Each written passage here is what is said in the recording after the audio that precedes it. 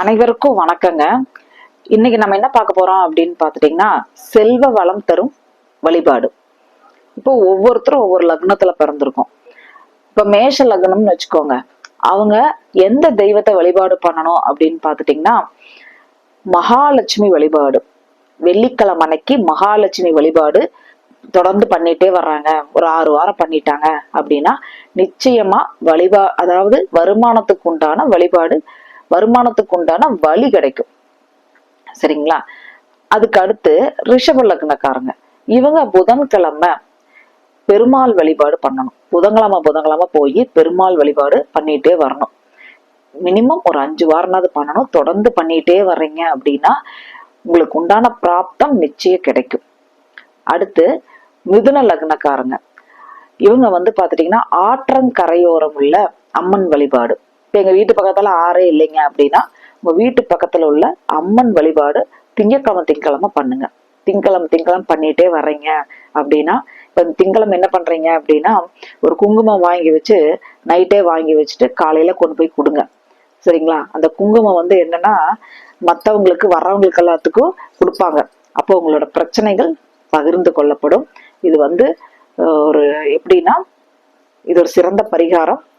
திங்கக்கிழமை அம்மன் வழிபாடு பண்ணிட்டு வாங்க. உங்களுக்கு கண்டிப்பா திரும்ப ஒரு வருமானத்துக்கு உண்டான வழி கிடைக்கும். அதுக்கு அடுத்தது கடக லக்னம்.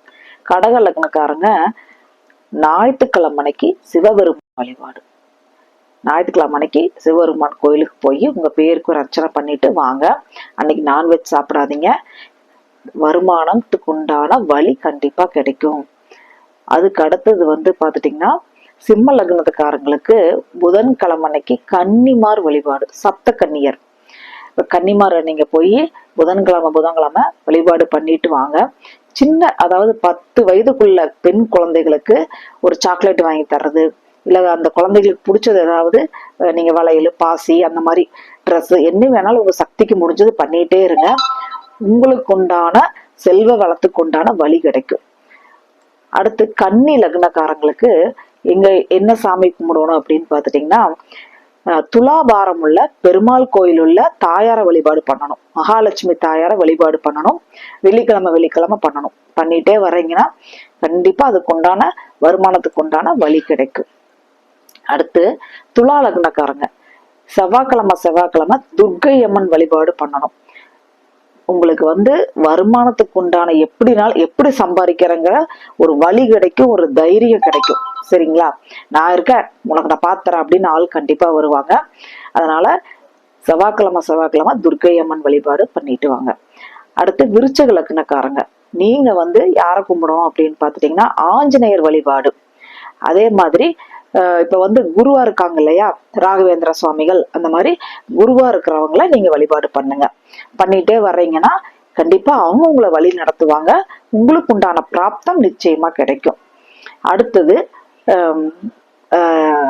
தனுசு லக்னக்காரங்களுக்கு பாத்துட்டீங்கன்னா காவல் தெய்வ வழிபாடு. இப்ப கருப்பராயன், பாண்டி முனீஸ்வரன், இந்த மாதிரி காவல் தெய்வ வழிபாடு பண்றீங்க அப்படின்னா கண்டிப்பாக வருமானத்துக்கு உண்டான வழி கிடைக்கும். அடுத்து மகர லக்னக்காரங்க, இவங்க நீங்க யாரை கும்பிடணும் அப்படின்னு பாத்துட்டீங்கன்னா சனி பகவான். அதே மாதிரி தர்மசாஸ்தா பாத்துட்டீங்கன்னா போய் சரணம் அடைஞ்சிட்டீங்கன்னா போதும், உங்களுக்கு உண்டான பிராப்தம் எல்லாம் அள்ளி கொடுப்பாரு. சரிங்களா? நீங்க நிறைய பேர்த்த பாத்திருப்பீங்க, சபரிமலைக்கு மாலை போட்டு வரங்க வாழ்க்கையெல்லாம் பாருங்க படிப்படியா உயர்ந்து வந்துட்டு இருப்பாங்க. சரிங்களா? அதனால தர்மசாஸ்தா வழிபாடு சனிக்கிழமை போய் நீங்க கும்பிடுறது மிக சிறப்பு.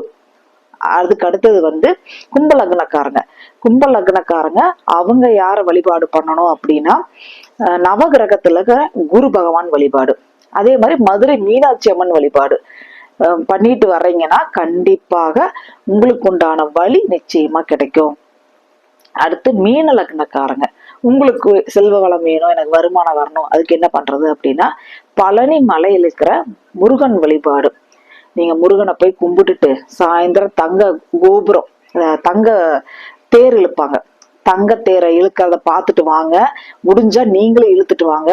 கண்டிப்பாக வேலை நிச்சயமாக கிடைக்கும், தொழில் நிச்சயமாக அமையும். சரிங்களா? இது அனுபவமா நம்ம கொடுத்து வெற்றி கண்ட பரிகாரங்களை தான் நம்ம இன்னைக்கு சொல்லியிருக்கிறோம். நீங்களும் பயன்படுத்தி உங்களோட வாழ்க்கையில வருமானத்துக்கு உண்டான வழி கிடைக்கணும், செல்வ வளம் கிடைக்கணும், உங்களுக்கு உண்டான பிராப்தம் கிடைக்கணும், ஒரு நிம்மதி கிடைக்கணும், எல்லாமே நீங்க நினைச்சதெல்லாம் உங்களுக்கு நிறைவேறணும். சரிங்களா? அதுக்காக தான் உங்க லக்னத்துக்கு உண்டான பரிகாரங்களை நம்ம சொல்லியிருக்கோம். அனைவரும் பயன்படுத்தி வெற்றி அடையணும். அனைவருக்கும் என்னுடைய மனமார்ந்த வாழ்த்துக்கள். அனைவருக்கும் நன்றி.